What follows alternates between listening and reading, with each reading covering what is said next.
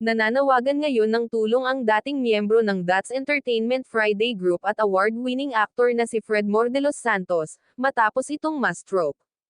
Ayon sa asawa ni Fredmore na si Jennifer, nadatnan niyang wala ng malay ang mister sa loob ng banyo. Hirap na rin magsalita at gumalaw ngayon ang aktor.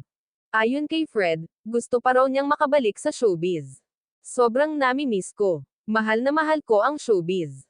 Marami akong pangarap pero wala na akong magagawa kasi baldado na ako eh. Sa kabila ng kanilang kalagayan, nagpapakatatag si Jennifer para sa kanilang pamilya. Sabi ko sa kanya, huwag kang malungkot. Kaya natin to. Kahit ano pang mangyari, nandito lang ako sa tabi mo parati.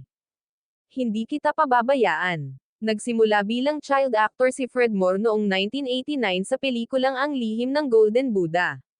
Nanalo itong Best Child Actor sa FAMAS Awards para sa pelikulang Angel Mo Love in 1991.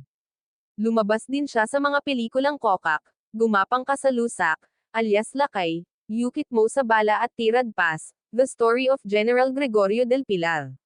Sa TV ay huli siyang napanood sa Lilet Matias, Attorney at Law, Abot Kamay na Pangarap at Sparkle You.